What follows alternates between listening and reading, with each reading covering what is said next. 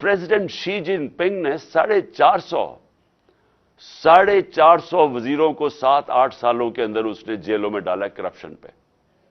तो अगर ये इतना बड़ा इशू नहीं था तो क्यों वो जो भी मुल्क आगे बढ़ रहा है वो क्यों इतना करप्शन के ऊपर क्यों इतनी वो जोर लगाते हैं कि ताकतवर करप्ट लोगों को कानून के नीचे लेके आए?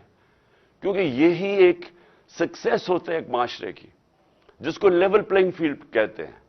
क्यों हमारे पाकिस्तान के यहां से मैंने अपने साथ, मैं जब पहली दफा बरतानिया गया 1971 में, तो मुझे याद है लेबर जाती थी पाकिस्तान की वहां, और हर थोड़े 5-6 साल के बाद वो पहले मजदूरी शुरू करते थे, फिर वो अपनी कोई दुकान खोल देते थे, और देखते देखते वो बिजनेसमैन बन जाते थे।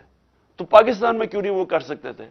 क्योंकि वहां कानून है, वहां लोगों के पास राइट्स हैं, उनका जो कानून इंसाफ का निजाम है उनको प्रोटेक्ट करता है, हमारे लोगों को प्रोटेक्ट करता है जो कि वहां की शहरी भी नहीं थे, जो मजदूर थे।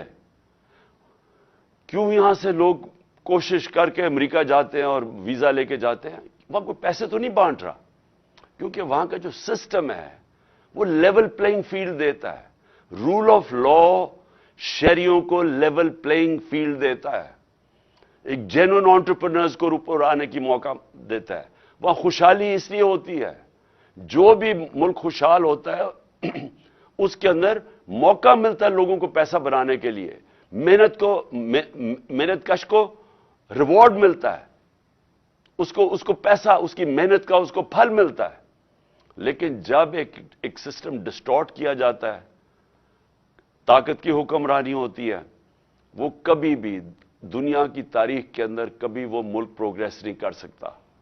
हमारे जो नबी सल्लल्लाहु अलैहि वसल्लम ने मदीना की रियासत में गुर्बत की इंतहा थी शुरू में, लेकिन सबसे पहले रूल ऑफ लॉ कायम किया कि मेरी बेटी भी चोरी करेगी तो सजा मिलेगी, और तुम्हारे से पहले बड़ी कौमें तबाह हुई, जो ताकतवर के लिए एक कानून था और कमजोर के लिए दूसरा था।